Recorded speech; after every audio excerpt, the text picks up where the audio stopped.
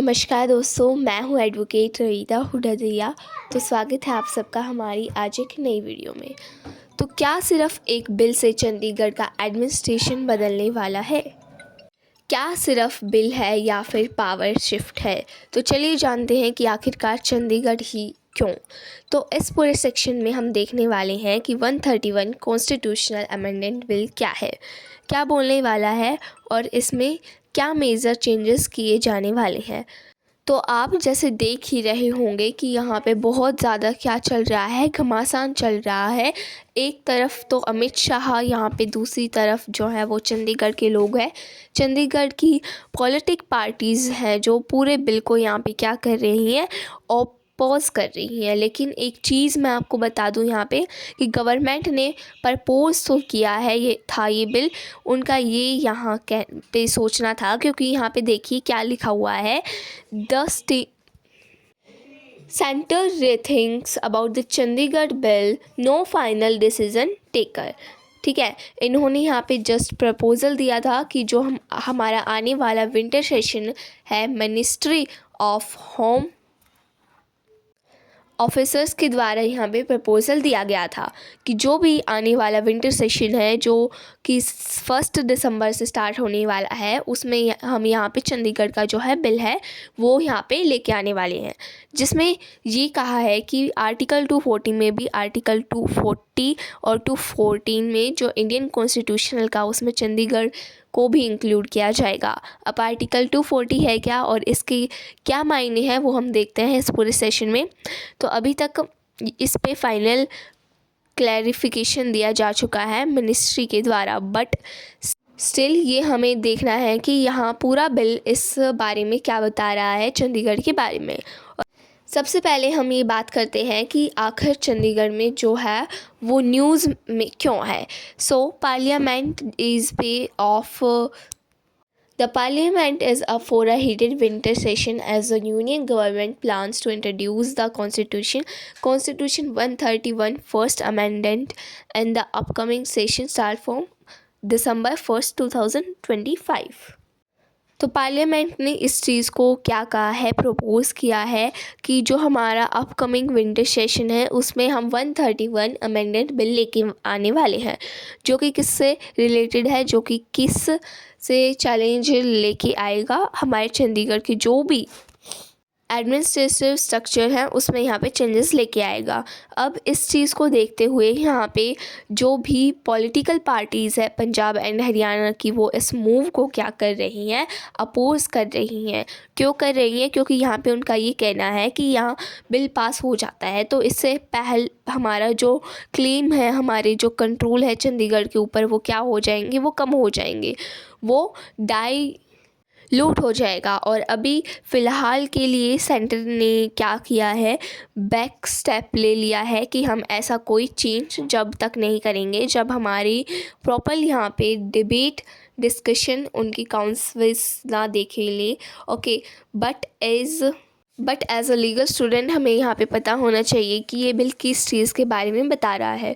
So constitutional 131 amendment bill aims to include the Union Territory of Chandigarh under Constitutional Article 240। Article 240 जो है Indian constitution का, उसमें इस bill के through Chandigarh को भी ऐड करने की बात की जा रही है। अब चंडीगढ़ क्या है? चंडीगढ़ एक यूनियन टेरिटरी है। यूनियन टेरिटरी का मतलब होता है कि एक ऐसा एरिया जो कि गवर्न किया जाता है, किसके द्वारा डायरेक्टली गवर्न किया जाता है, प्रेसिडेंट के द्वारा गवर्न किया जाता है। कैसे गवर्न किया जाता है? उनके द्वारा एक लेफ्टिनेंट गवर्नर को अपॉइंट किया जाता है या एडमिनिस्ट्रेटर को अपॉइंट किया जाता है। जैसे हम यहाँ देखते हैं कि एक ऐसा एरिया जो इतना बड़ा है हम उनको स्टेट घोषित कर सकते हैं, और ना ही इतना छोटा है कि हम उसको सिटी घोषित कर सकते हैं, मतलब कि बीच का है, मीडियम है, तो उसको हम यूनियन टेरिटरी का दर्जा दे देते हैं। ठीक है, तो वहीं यहाँ पे एक आर्टिकल 240 में अब यूनियन टेरिटरीज ऑफ चंडीगढ़ को भी ऐड किया जाए। पहले ये ऐड नहीं था, लेकिन अब ऐड किया जा रहा है इस बिल के through. This means this means that the bill seeks to bring Chandigarh in the same category as others union territories. ओके, और आर्टिकल 240 में ये जो सारी यूनियन टेरिटरीज़ हैं वो ऑलरेडी इंक्लूड हैं। अंडमान निकोबार आइलैंड, लक्षद्वीप और भी बहुत सारी हैं, ठीक है, जैसे पुडुचेरी हो गई। तो इसको इंक्लूड किया, चंडीगढ़ जो है इसको इंक्लूड नहीं किया गया है। तो अब चंडीगढ़ में यहाँ पे कौन देखता है एडमिनिस्ट्रेशन? तो चंडीगढ़ में जो यहाँ पे स्टेट गवर्नर हैं उन्हीं को यहाँ पे एज वही क्या करते हैं, वही यहाँ पे चंडीगढ़ का एडमिनिस्ट्रेशन देखते हैं। अब अगर ये बिल आता है तो स्टेट गवर्नर को हटाकर यहाँ पे प्रेसिडेंट के द्वारा जो अपॉइंटमेंट लेटर लेफ्टिनेंट गवर्नर हैं उनको यहाँ पे अपॉइंट किया जाएगा। इससे क्या होगा, इससे जो रूलिंग पार्टीज़ है वो यहाँ पे क्या हो जाएंगी,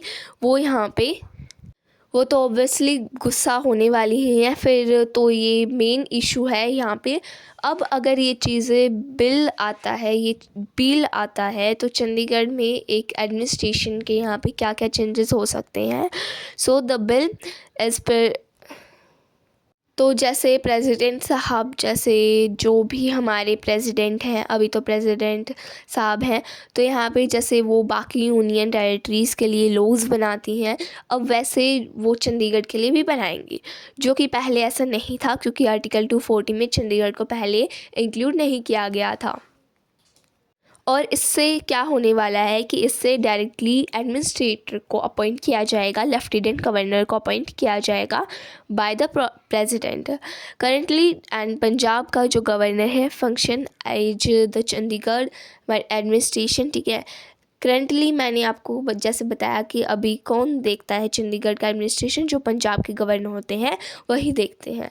तो अगर ये बिल आ जाता है तो ये पहली बार ऐसा होने वाला जो कि एग्जिटिंग सिस्टम में इतना बड़ा मेजर डिपार्चर हमने देखने को मिलेगा। और जब और अलग ये जो बिल है अगर पॉलिटिकल पोजीशन से रिलेटेड हो तो यहाँ पे डेफिनेटली कंट्रोवर्सी होने यहाँ पे जाएगी, ठीक है, लाजिम है, वो तो है ही कंपलसरी। अगर ऐसा होगा तो कंट्रोवर्सी तो होगी। तो इसलिए ये जो है आपका बिल जो है कॉन्स्टिट्यूशनल 131 अमेंडेंट बिल वैसे तो अभी नहीं आ रहा है क्योंकि जो क्लैरिफिकेशन आ चुका है, बट अगर ये बिल आता है तो यहाँ पे बहुत ही हमें पॉलिटिकल कंट्रोवर्सी देखने को मिलेंगी।